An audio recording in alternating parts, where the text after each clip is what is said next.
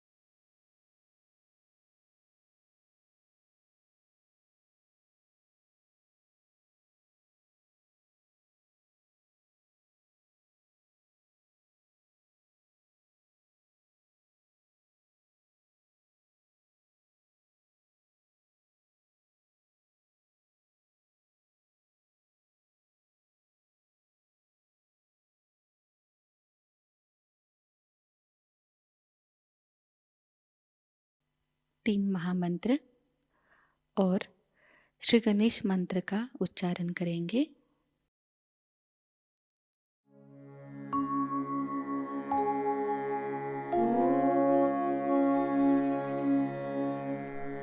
त्वमेव साक्षात् Shri Mahalakshmi Mahasaraswati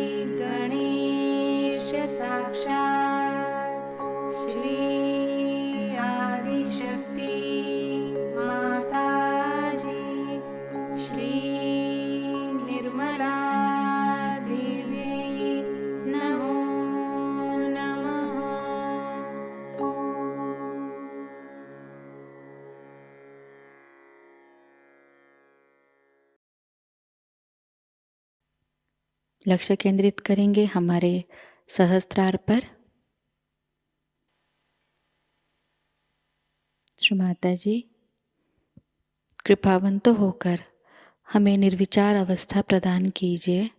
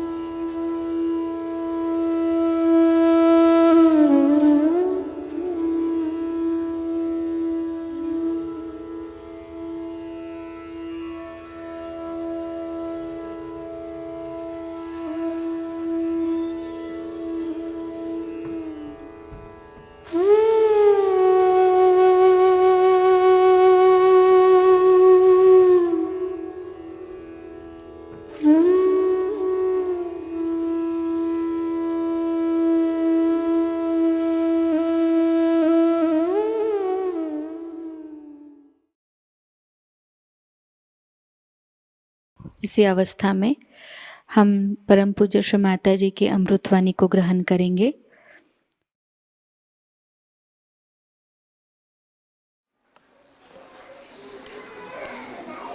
This was the least expected, that we'll have a puja here or we'll have any program of this kind.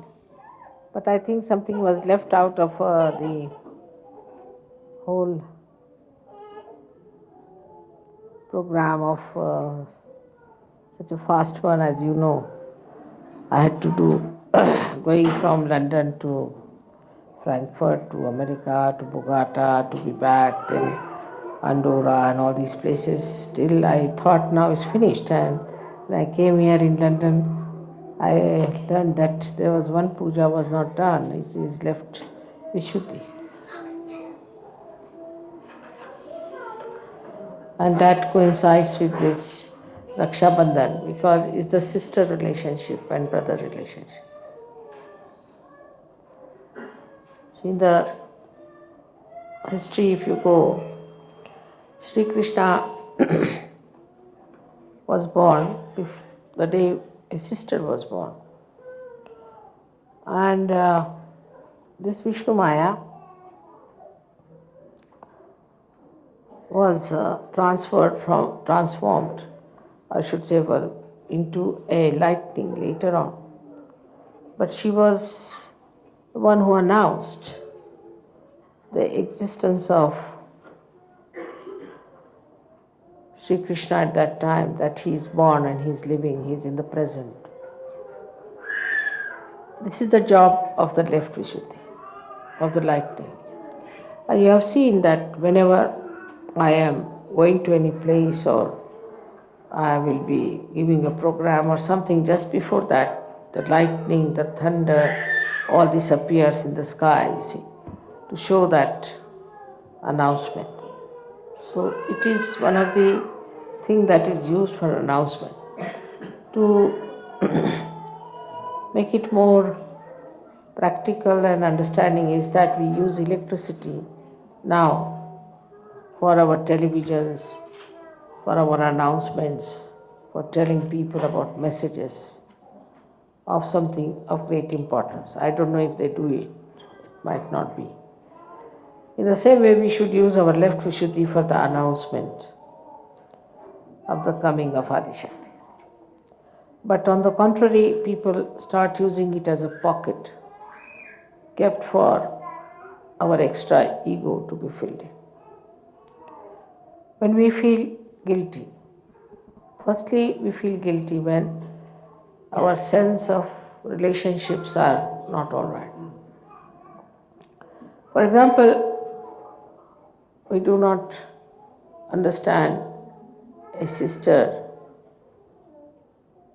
and a brother, the relationship which is very pure and is above all kinds of contamination.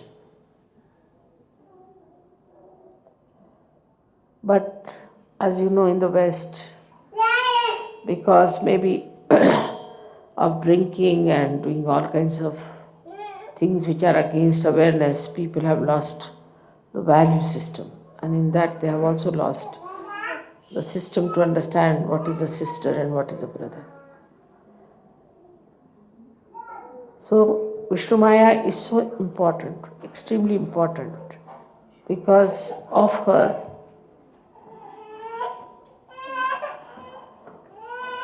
announcement of an incarnation takes place. It's, you can say, in the cosmos, that is the television that announces. It works it out. But in our own being, Vishnumaya, it resides in the left Vishuddhi. And I find that Vishnumaya is the thing that suffers the most, especially in the West, because it's a fashion to feel guilty about everything. Normally, say when Vishnumaya herself announced that Sri Krishna is born and he is existing on this earth, if you see from a practical point of view, you might think it's a wrong thing she has done. Because to tell Kamsa that he exists and he resides, still existing, is giving him a danger. And one would have felt guilty later on, oh, why did I do it? If I had not told, he would not have known.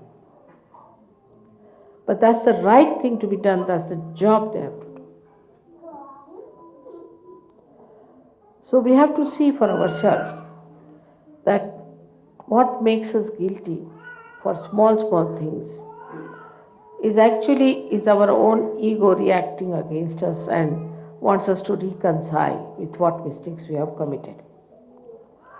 Like some people feel guilty because they have said something they should not have said, or maybe because they have done something which they should not have done normally. May not be on a Sahajayoga basis, maybe something else also, very frivolous, like somebody spills, say, coffee, they feel guilty. Or somebody puts the knife on the other side, on the left-hand side, then they feel guilty. I mean, such stupid things like that, which are regarded as norms in the society, and people start thinking that these norms are very, very important, as if they are something like a dharma, and you must maintain those norms. But these norms are man-made. Most of them are man-made. See, some of them are so stupid and so horrifying that I think in England I feel there are some which must be really completely squashed and finished, like shaking hands. It's a very bad thing, I think, is to shake hands with everyone. Because God knows what kinds of hands people are having, what kinds of vibrations they have. Now, when my husband has his reception, sometimes I have to shake hands with 700 people coming in and then 700 drunkards going out.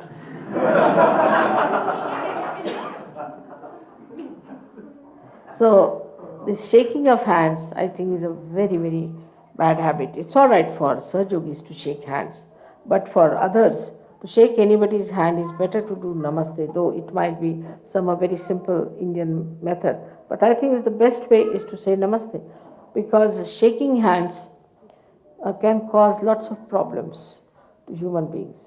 And now with all these diseases coming up and all that, I think one has to be very careful about shaking hands. Worse than that is in France, I find, is like when you meet someone, you must kiss. You see, the worst habit, I tell you, horrible. But they do kiss you all the time. If you go there, I had very bad shocks to begin with. You see, anybody would just get you, kiss you here, kiss you there, and start looking at the person. Now with the fear of AIDS and all that, perhaps they might stop all that nonsense. But there is no need to do all this. It's not a very good way of wishing anyone. Doesn't show any respect in both the cases. When you shake hands, also there is no respect, and even when you kiss somebody, there is no respect. But if you say namaste, means I bow to you. Namaste is I bow to you. It's respect, and this is one thing we have to do, is to respect each other. But when we are not, then we feel guilty. And like that, you see, these all like thank you. If you have not said thank you to somebody, then we think we have done a big mistake. I mean, the amount of thank yous we do, get so much used to it that even if you see a statue, say thank you very much for your darshan. It goes on like that, you see, it's a bit too much. Too much thank you becomes a lip service or sorry. Nowadays, in our times, we used to say, I beg your pardon on the phone, but now people say, sorry, sorry, sorry. I mean, sorry for what? Just can't, that sorry goes into left Vishuddhi. If you don't hear, it's none of your fault. Maybe the fault of the telephone, maybe the fault of another person. So, without understanding what is there to be sorry, just go on saying sorry, sorry, sorry, feeling sorry for something is absolutely boring. And such a person can become extremely boring. Since morning till evening, he is saying, I'm sorry for this, I'm sorry for that, I'm sorry for this, and all the time feeling sorry for everything, you feel sorry for that person. So one has to be in a joyful mood. And doesn't matter if somebody doesn't say sorry, it doesn't matter. But some people can take a very big objection if you don't say thank you to them. It's a very funny thing is that I have experienced in England once. I was going out and John was there, John was driving the car, and my daughter was coming out of the house, so he left the door open, and he just, as soon as she sat down, hardly took about 5-6 seconds. He closed the door and went round. But he didn't say thank you to the fellow who was standing behind. You see, they are supposed to be all very rich, cultured, educated people. So this fellow got out of his car and caught hold of his belt. And he wouldn't allow the car to move. When the car was moving, I couldn't understand what was happening. So I asked Johnny, stop the car, stop the car. I said, what's the matter? She didn't say thank you to me. This fellow would have been killed or something would have happened to him. Doesn't matter. He should say thank you. These are the funny norms that we have, so many of them, and sometimes we miss the point. Sometimes we miss the point because the whole thing becomes so mechanical. It is not mechanical if you say thank you. It's a way of just even expression, your smile, your just a gesture can say that you are thankful to people for what they have done. But it is a norm which is created since long, They have dropped out so many things, like they have dropped out their tailcoats, everything. And I think too much thanking and too much feeling sorry should be dropped out. Either you go to the left or to the right. So the best thing now is, if somebody does something for you, all right, just a smile. Sometimes say thank you, all right. But not all the time teaching us, did you say thank you? Like one child told me, I don't want to go to their house. I said, why? Because I have to say thank you, thank you, thank you, thank you all the time. So children also somehow or other find it's very artificial. It becomes a lip service. And this lip service can go anywhere, and people start feeling very sorry for things like, I didn't send a Christmas card, so they feel sorry. Christmas card is not important. We must see why we have to send a Christmas card.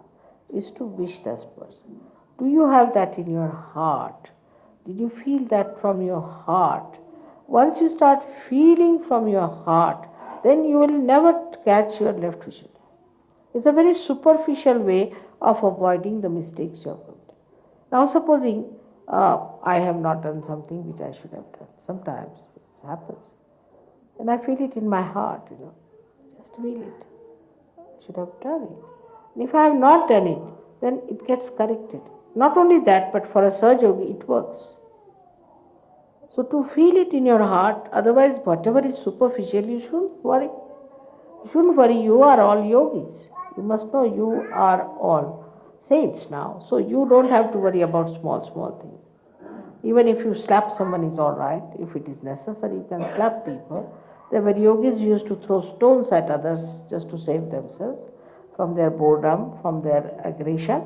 So it's alright. You are all saints. So saints can do that way.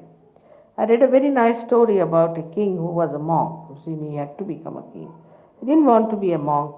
He didn't want to be a king because he said, I am a saintly person, I don't want. He was a saint, but he was made, he was forced to become because there was no one, everybody was very happy, and he gave all permission to do whatever they liked. But the grandees of that place, all the people who were holding the courts and all that became very powerful because he was a very mild person and very kindly person, and they exploited all the villagers and they exploited all the poor people and all the farmers and everybody, took away all their things and they looted them, tortured them and troubled their women and did all kinds of monstrous things to his subject. But then he was told about it. Then he thought that now I am sitting as a king here, and though I am a saint, as a saint I have a duty to perform. So he made a very nice plot. He got very good people, handful of people who were very close to him and on whom he can depend. And he called all these grandees for a court and told them not to bring any weapons on them, and then cut everybody's neck there. Everybody's. He was a saint, though he cut everybody's neck. Because these people were horrid. To punish them was his job, and he did it without feeling guilty, without catching on the left Vishuddhi. So whatever has to be done, has to be done. There's nothing to be sorry about it. You don't have to be sorry at all. But whatever you feel, and if it is not expressed, that feeling properly, then you have to feel it in your heart so that it acts and works. This is, of course, for left Vishuddhi. But one thing we have to ask ourselves, how do we get rid of our left Vishuddhi? And when you start asking this question, why have I got left Vishuddhi? It is the surplus of your ego, as I have told. So try to watch what you have done. Try to see what you have said. Why did you do it? And then face it. And next time don't do it. So you won't have the guilt. Because guilt is nothing but a stored up mistakes. And like going to a priest and saying, I'm sorry, I did this, I did that. And again doing the same thing. It amounts to the same. Because then you don't correct yourself. I think open the windows will be better. This one. I'll make it quite warm for you.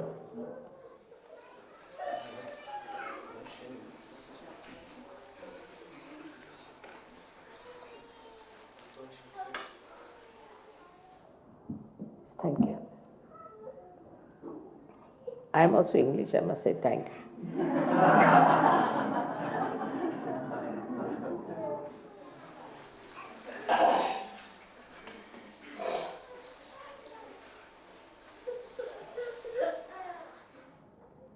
So this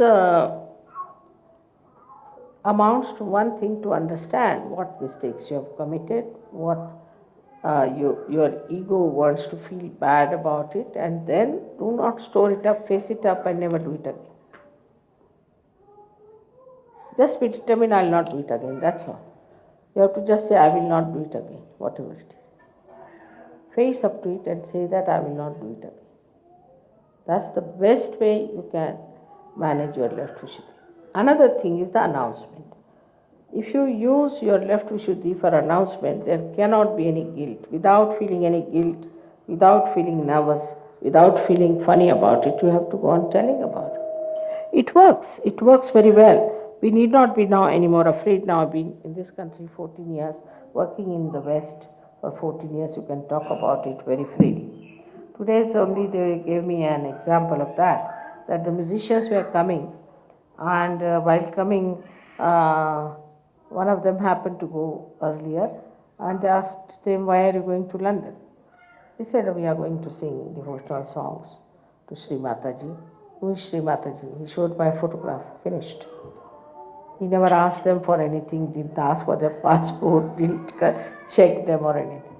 Another thing was when they came and the customs people were there, and they asked, "Where are you singing? Where are you fixed?" They said, "We are not fixed anywhere. We are just going to sing our musical songs, our musical devotion for Mother, and we are going to sing songs to her, to Mataji Nirmala Devi." The fellow, who was an Englishman, in Hindi, he said, "Theek hai, theek hai." So these things, announcement helps a lot. For example, wearing a badge or wearing what you call a necklace like that or a ring itself is an announcement that you have found out the truth. And then not only that, but also if you want, you should sometimes start wearing a sari. Doesn't matter. Sometimes kurta pajama, doesn't matter. On the streets, if you walk about, people will know. Now some say that if you wear these things, then Mother has said, no, I never said so, that you cannot wear. If you like, you can wear, but there's a freedom to you. If you want, you can wear it, or if you don't want, need not wear. But the trouble is sometimes, like these Hare Rama, Hare Krishna women, and they used to wear these dresses and go about, but they were dirty, filthy, unwashed women. In a proper traditional way, if you wear saris, people will appreciate, definitely. Why not? They would like to see you in that saris. If you want, you can wear it. It will be a good idea for you to go about. There's no harm in wearing saris. I think it's very decent dress and makes a woman looks like a woman much more than pants and those jeans and things like that. So it doesn't matter. But then don't feel guilty with it. If you want to wear it with daring and with courage. Be a brave person. So only the brave people can get rid of their left Vishuddhi. Because you are brave, you are doing it.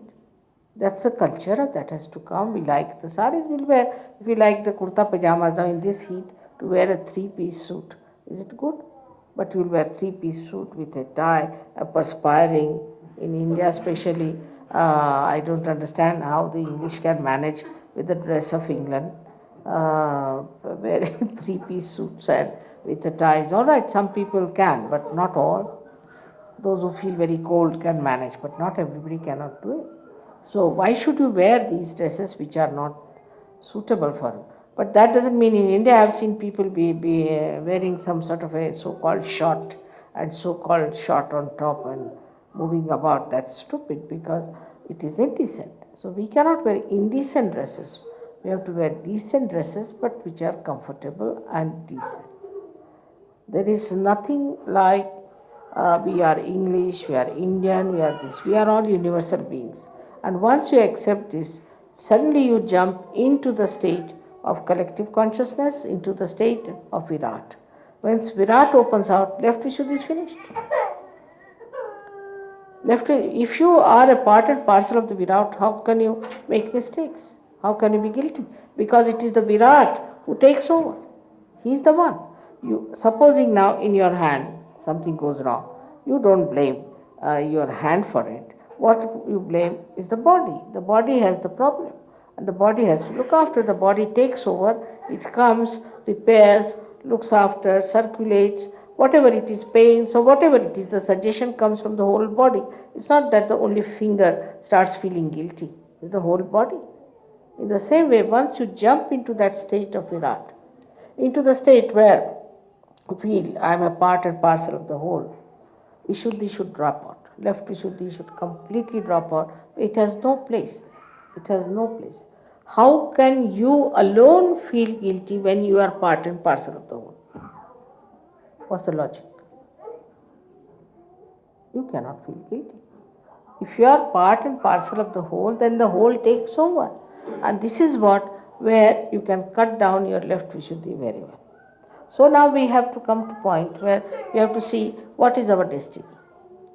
Sahajogis have their destinies. Have you fulfilled your destiny? You have not come to Sahajayoga out of some sort of a fashion. You have not come to Sahajayoga out of some sort of a fan of Shri Mataji Nirmala Devi. No. You have come here to be saints. Alright. And then, what is your destiny? Destiny is to become part and parcel of the whole. Have you become part and parcel of the whole? The collectivity part of it. You still are involved, supposing, into your own problems. I should have said this to my wife, to my children, to my house. Then you are not part and parcel of the whole. But if you just think of other people who are Sahajogis, how nice they are all my brothers and sisters, we belong to one family, we have to be together, it's all one. Then what happens? The whole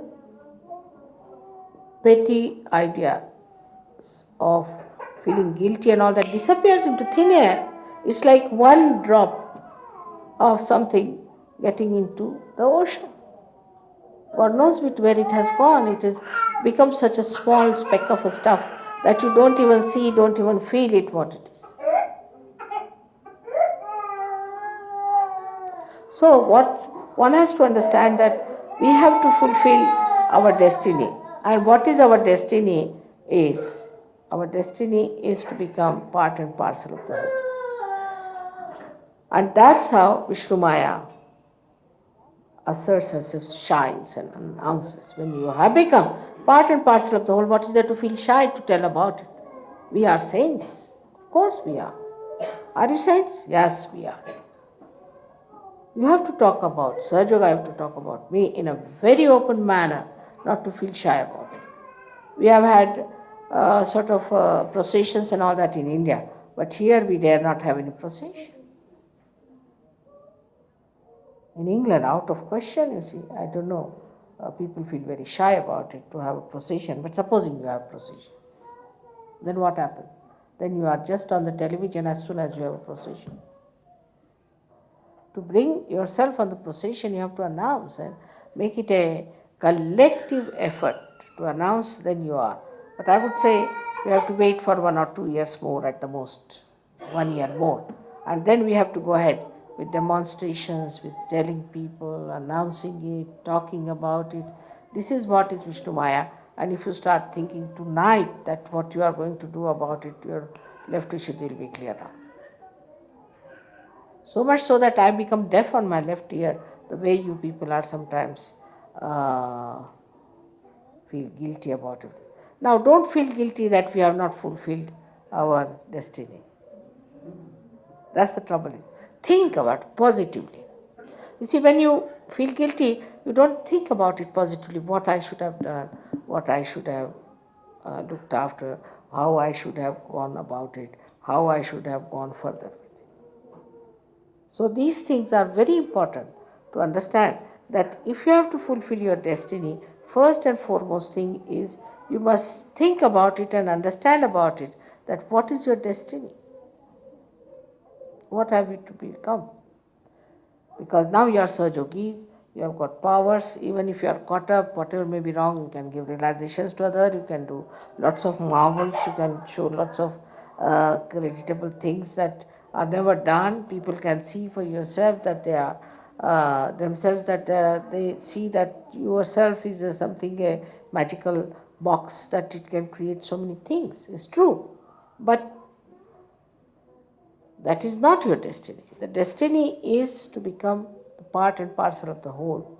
That's your destiny, and to be effective much more as a part and parcel of the whole. For that, first thing you should start is an announcement. I was sorry to hear that when they wanted to have a program and all that to be done, only few people were there putting the posters. There should be some method in England, especially. England is a very place where People are very sort of, because it's an island, you see, they also have their islands of their own. Everybody has an island, I find here. And they live in an island of their own. My family, my house, my books, my this, my that. So they live in an island. Now, if you tell them that we are having this problem, oh, I have no time, I'm sorry, very busy, or something like that, then they feel guilty. Oh, I should have gone, after all, this is this.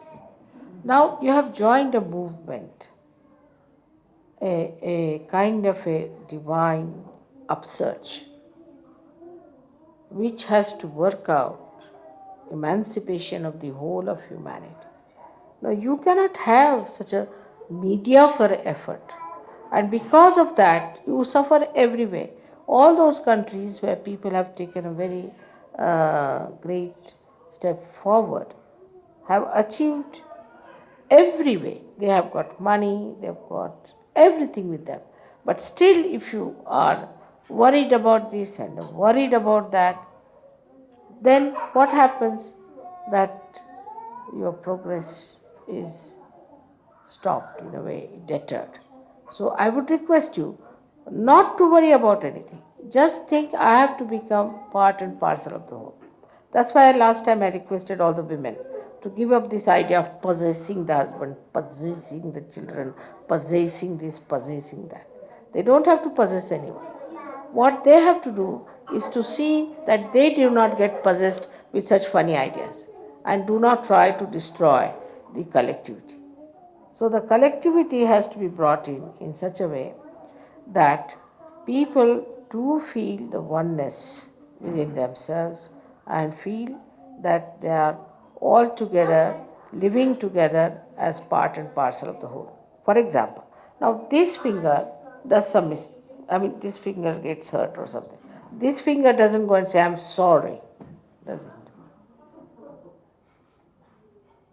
Or say by mistake, you see, this hand hits this one. It won't say, I'm sorry I hit you. Because who is the other to say the sorry? Who is the other for whom to feel guilty? We are all one. So what is there to say sorry? There is no foreigner within us. We are all together. And this is how one has to realize that there is nothing to feel sorry or anything. I never send any cards to anyone, to be very frank. Cards or flowers, to be very frank. All right, because I have no guru and I have no Mataji to send flowers to. If I had somebody, I would have sent, but I have no one. Whom should I send? Now, they are all mine, so why should I send it to them? They are part and parcel of my being. So why should I send this to them? But I can nourish them. I give them presents because they are part and parcel of my being. So I just give them presents because, you see, like the heart will nourish some parts of the body, the head will nourish some parts of the body, or will do some function of nourishment. In the same way, one can do it, is to give presents to each other. Think about it. Small things I have told you to think about how to do it. Sometimes so, like once I was singing one song in Marathi, and it was left there and then. For some time, I didn't know how they picked it up from somewhere. And one day I was just sitting like this and they started the song. And tears started rolling my eyes. I said, look at them. How thoughtful of them to know about that I like this song and this. But when you are not part and parcel of the whole, you can make a tremendous mistakes in also pleasing other people. The example of that is like this. I've been to Sastrar Puja. In the Sastrar Puja, there was a lady in charge of me. She was little, I must say, I don't know what is to say. But for 2.5 days, she gave me nothing to eat but mozzarella cheese. Morning mozzarella cheese, daytime mozzarella, evening mozzarella. I said, must be they are running short of money. That's why there's no food in them. So I never said anything. I was just eating nicely, but I'm not bothered. Then somebody came and told me, oh, what a choice we have here, eh? You have a choice? Yes, lots of things for eating.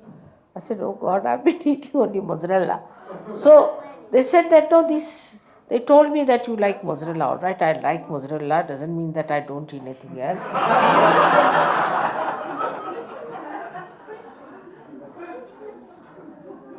So this kind of understanding shows what?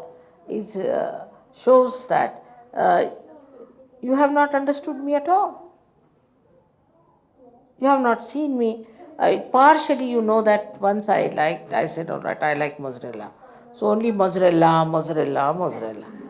But what I would say that, you see, that to understand me, you must know that, to study me, to understand me, what mother is, what she likes, what she does. If you really want, I mean, I like practically everything. I eat everything. I have no choice of food or anything, no choice of anything. I like English music, Western music. I like even some pop music.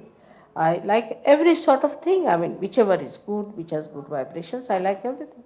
I don't make fuss about things, but to say that mother likes this, see, and they just stick on to that point shows that they are not collective. Collective is to understand me fully. Supposing there is a problem here, so all the blood cells know there is a problem here. They all know about it. They know about the whole body. They just don't know about that particular cell. In the same way, if you know just particularly about me this aspect, that aspect, that aspect, then I will be starving myself, I think. So to try to understand in all aspects, and for that I think the best way is to know the 1,000 names of the goddess. She is very kind. She is Shant Mudra. She is absolutely a tranquility, peace. On the other side, she is Raudra. She is the one who can kill people.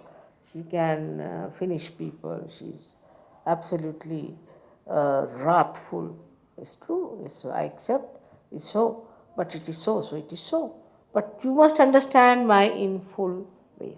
If you just understand in my one side, for example, if you just understand me to be a very mild, compassionate, forgiving mother, then you are sadly mistaken, because you might have to pay for something that is very wrong. You are doing to Sahajayoga, you are doing to your brothers and sisters, maybe doing to yourself, or maybe to me. So the other side will definitely punish you. So must know there are many facets to Sahajayoga, and all these facets are to be understood properly. Now, many people in the Sahajayoga thing also feel guilty. Like now, supposing while sitting before me, they'll start giving bandhan. I'll say, don't give bandhan when I'm sitting there. Then they feel guilty. Try to understand the essence of everything. You have to go deeper into a subtler understanding. Then you will not have this problem of Vishnumaya. The subtler understanding should be that we have to see with our discretion, divine discretion, whatever is right and whatever is wrong. We don't have to judge it mentally. That's why I've seen people, they sit down for meditation for 3 hours. What is the need? 10 minutes is sufficient. But the thing is, when they don't understand the subtleties of Sahajayoga, they behave in such a funny, gross, maddening manner that even there have been people who have been reporting and saying that Sahajayoga is a thing that makes people mad. They start behaving in a funny manner, they do funny actions and all that. So all the subtleties of Sahajayoga is to be understood. This is how you will become the part and parcel of the whole. The subtleties of Sahajayoga. There are many who do not know even what are the chakras on the feet are. They do not know what is the way one has to behave in Sahajayoga so that we express our maximum love. So many, there are ways of handling things. If you really accept that you have to be a subtler being, you'll be surprised, you'll be endowed with such capacities that you can handle any number of people, any time, any nationality, and you'll know everything about it. Because subtlety means you go to the essences of everything. If you go to the essence of everything, then you start seeing what is built on the essence. It's very easy to deal with a person if you see the essence of everything. So, for Sahajayoga, it is important to know that left Vishuddhi is just avoiding the subject. You are not facing it. Secondly, you cannot go to the subtler thing.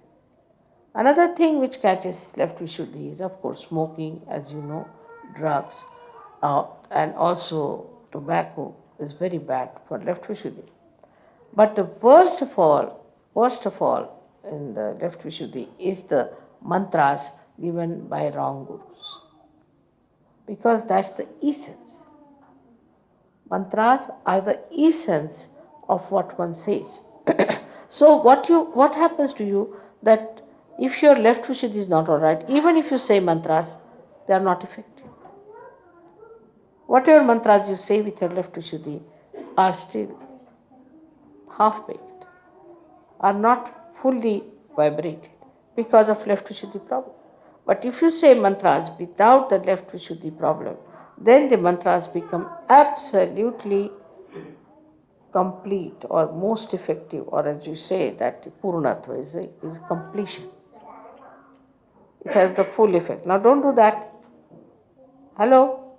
Please keep it. All that. Why are you playing? Nanaka? You are supposed to be Nanaka, not to do all these things. You are Sahajogis. Alright? You have to behave yourself. Now this is the third time I am telling you. Alright? You are a Sahajogi. All of you are Sahajogis, and you are all, you too, you are all Sahajogis, and you have to behave like Sahajogis. You can't behave like other stupid children, can you? So, this is one thing is to see that you make everyone understand that we are all collectively bound. And then you won't feel hurting anyone or troubling anyone or saying anything bad. But if you are not collectively conscious, then you will do it. You will do it. You will hurt others, you will torture others, you will take advantage of them, you might exploit them, you might do anything. But if you know you are part and parcel of the whole, if you know in the sense, if you know on your central nervous system, when it becomes part and parcel of your being, that it is a sort of a awareness within you, which makes you feel that you are part and parcel of the whole, you cannot commit mistakes, and then you don't feel guilty. So, today is the day of a very big relationship between brother and sister, where a sister never feels guilty and brother never feels guilty. Sister and brother should never feel guilty among themselves, and they should always openly tell whatever they think wrong or whatever they think is right. There is no harm. A sister can always go and correct the brother, and the brother can always come and correct the sister. This is the relationship in which nobody should feel hurt and bad, because this is the purest relationship that you could think of. As mother, if she tells something, the difference of age is so much that you may not understand. Maybe if the father says something, the children may not understand, but the difference of age is too much. And also the norms that we have created of saying that there's a generation gap and all this nonsense, that is also in the head. But supposing a brother and sister, if they, between themselves, understand Sahajayoga, they have every right to say whatever is wrong between them and work it out, not to put it as a guilt. But now with Rakhi sister is even better. Now with Rakhi sister we have established a beautiful atmosphere that somebody who is a brother, you cannot have any funny relationship with that person. It kills all your flirtations, all your funny relationships that one develops, all kinds of marriage breaking problems and people going astray. Once you have understood the principle that we have to settle ourselves on very holy relationship with each other, this is the way in Sahajayoga we establish that holy relationship. And moreover, one has to see that this holy relationship gives you joy, happiness and pleasure. It is not just a holy relationship of some force or some sort of a thing. Even if you cannot give anything to your sister or the brother cannot do anything for the sister, it doesn't matter. The relationship is in the heart and is felt very much. And when you feel it, that relationship, that sweetness of purity, of holiness flows. I know of some people who have sacrificed such a lot for the brothers and so much for the sisters also. So one has to understand this relationship is to be kept very clean, beautiful, and absolutely open. There should be no formality in it, that a brother should go and say, I'm sorry, and the sister should say, I'm sorry. You have to be open and tell. They should never feel bad about your brother and sister. But it can be the other way around. I have seen people like, there was a Bhutish woman who turned out to be very Bhutish, and then somebody said, but she's my Rakhi sister. So what? As soon as she becomes Bhutish, there's no Rakhi. Impurity. Any impurity walking, no Rakhi anymore. Finished. That's broken, long time back. You have to have pure relationships of pure personality.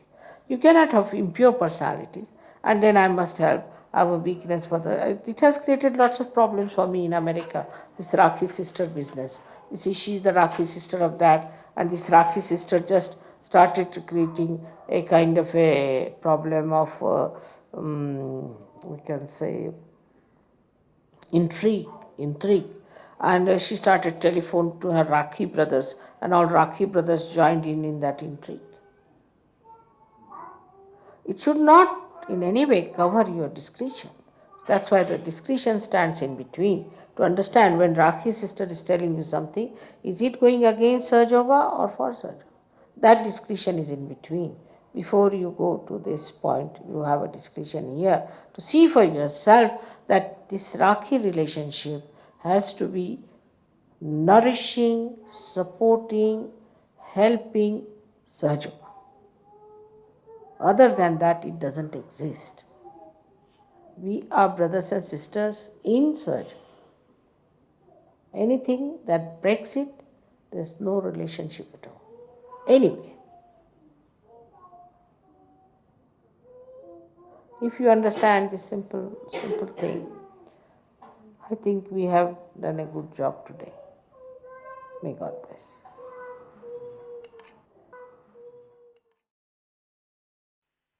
निशब्द ध्यान में बैठते हैं।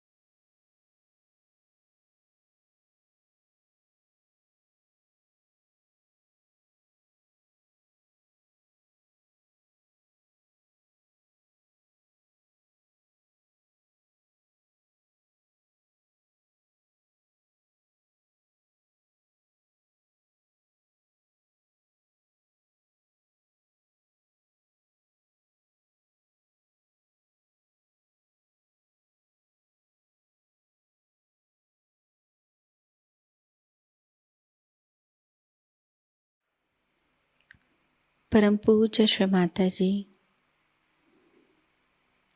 आपकी परम कृपा में हम सब एक प्रतिभाशाली व्यक्तिमत्व बन जाए। श्री माताजी, आपकी परम कृपा में हम सब आपके श्री विराट स्वरूप के अंग प्रत्यंग बन जाए। अपनी ध्यान धारणा और सामूहिक कार्य की तपश्चर्या से हम श्री आदिशक्ति के एक प्रभावी और प्रभावशाली माध्यम बन जाएं।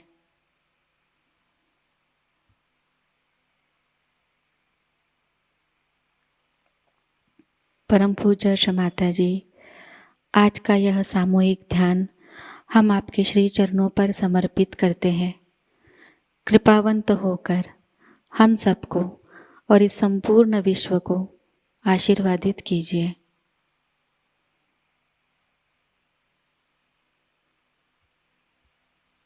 श्री माँ को प्रणाम करेंगे और सामूहिकता में कुंडलिनी चढ़ाकर बंधन लेंगे।